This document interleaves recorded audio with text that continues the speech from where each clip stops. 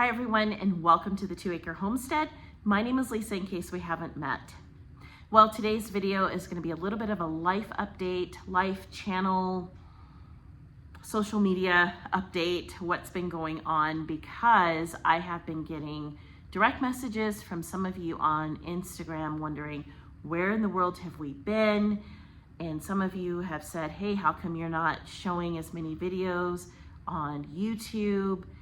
So lots of questions there, and today is the day that I'm going to answer them. And I'm also going to be answering what the future of my YouTube channel here is going to be looking like, and the future of our podcast, the 2 Acre Homestead, what's going to be going on there. So without further ado, first up to bat, Instagram. I get a lot of people who have been asking me, where are you? Okay. So long story short, and I'm going to make this very short, it could be very long, and I could go on this rant for a very long time, but I'm not going to. But I will tell you this. I've taken a break from Instagram, and that was with intention. And it's not because of any fault of any of you who follow me on Instagram, but it's just, recently, I have been very disturbed by what I see in the homesteading community. Some of the larger homesteading channels or Instagram accounts, some of which I have adored for many years. I've had the privilege, if you want to call it a privilege, but I've had the privilege of seeing sort of the behind the scenes. And it really kind of put a sour taste in my mouth, because what I saw behind the scenes is, you know, a lot of these larger channels, whether it's a YouTube channel or Instagram, some of them, they've got like a ton of people working for them in the background. They may have people who are editing their videos, who are following them around with cameras, giving them scripts, telling them, say this is what, you know, you want to say. Some of them, you know, on Instagram, it's like, okay, well, this is what we need you to say on this day, and this is what you're going to say on this day. And that's kind of put a sour taste in my mouth. I'm just going to call a spade a spade. It's just really put a sour taste in my mouth, because I felt that it's kind of the authenticity of it all is kind of in question. And it's because, and it could just be my naivete. It could be me being naive, but I just always thought that if a person is going to pick up a camera, or a person is showing themselves on Instagram and posting things, these are things that they are living every day, not being told what to say, but these are the things that they are living on the daily. And when it's discovered that that's not really the case, these are the things they're being told to say, well, I don't want to participate in that. So I choose to participate in authenticity. And, you know, sometimes authenticity means you can't be consistent. And that's okay, because real homesteaders, people who are really growing their own food, raising their children, taking care of animals, taking care of land management, and all the other things that go into it,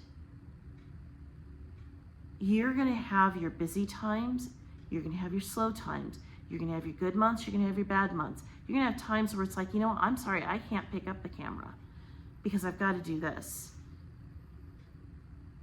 Because it takes a lot of work to do the editing, to figure out what you're going to say and what you're not going to say. Those things take time. They take time and they take energy. So when I do post to Instagram, it's authentic. The pictures are mine. It's me. When you interact with me on Instagram, you are interacting with me, not my staff. I don't have a staff. Gosh.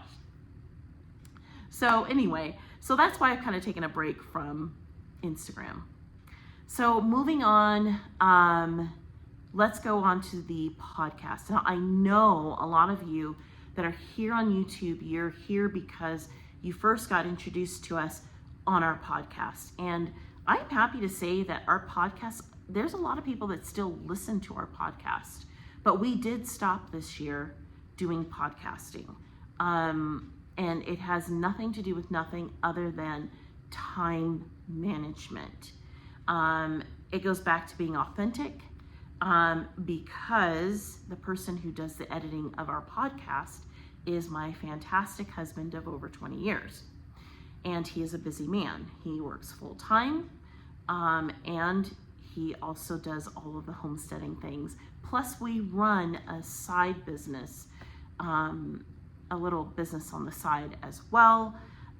So yeah, we get kind of busy, and he especially gets really busy. So we decided to take some time off, and we decided that what we're going to be doing is we're going to be focusing on the things that are important to us. And especially this year, we felt that it was really important to take some time off because we've had some things going on with our children in the background. We don't talk about our kids, but we've needed to be laser focused on them. And I pick up the camera when I can to do YouTube, but that's a separate thing. But we've been really trying to focus on our children. So when he is available and he's not doing things that he can't incorporate the kids in, he is focused on the kids, as he should be, as a good father. So we will be back in studio, back in front of the microphone. We are excited to be back in front of the microphone, to be honest with you. We are excited to be back podcasting.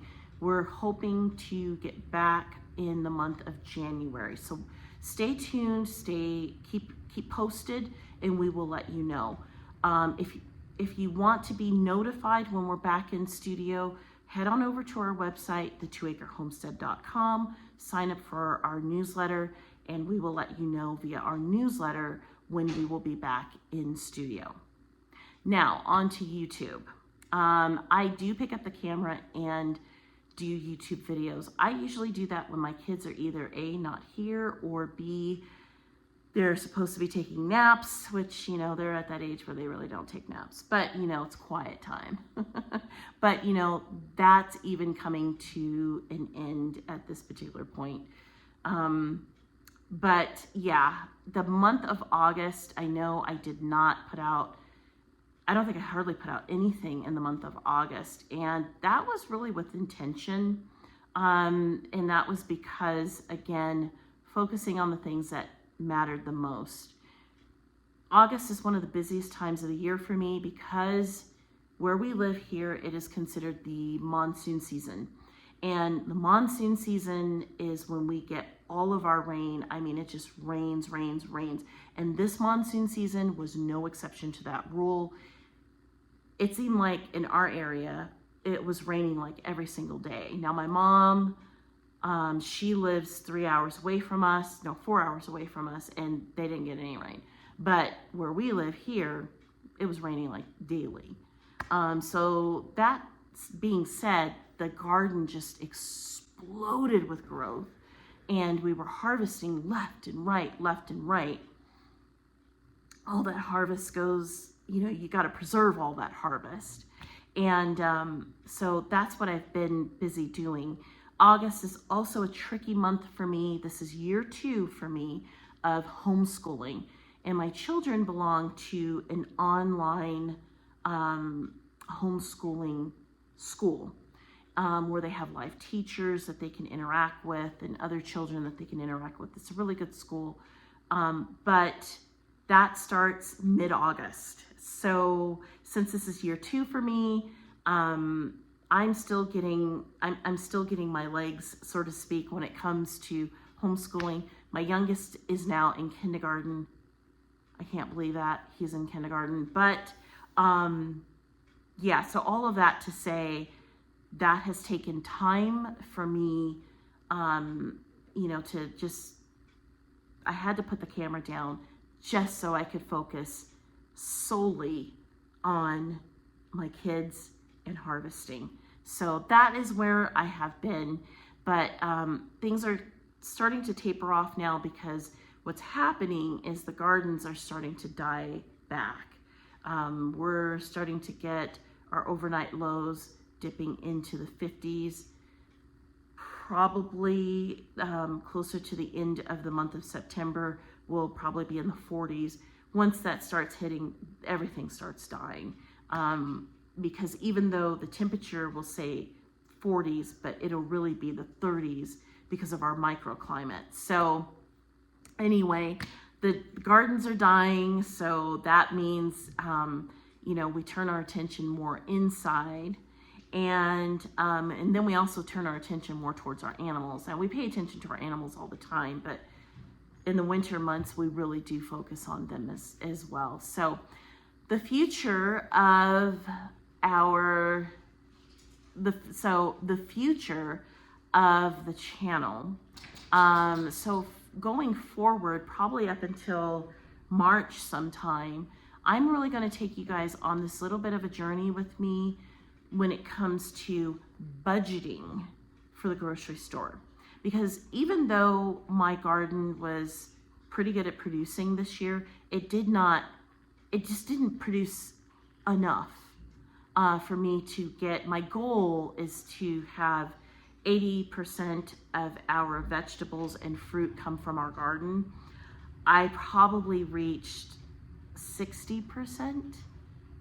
I still have things coming in, so I'm estimating about 60%, maybe 60% of our produce that we're going to be consuming was grown here on property. The rest has to be brought in from the store. All of that to say, that means I have to go to the grocery store, unfortunately. Well, guess what? I'm going to be taking you with me, because what I want to do is I want to help you guys, kind of take you by the hand and show you guys what it's like to budget, to do your grocery shopping on a budget, what things you can buy at the grocery store to extend that budget. So I really want to be laser focused on that for the next several months, because I have to go to the grocery store, unfortunately. So if that's something that interests you, please go ahead down below, click the subscribe button, and give me a thumbs up. I really would appreciate that. Well, from all of us to all of you, wherever you are in the world, happy homesteading, and please be safe out there.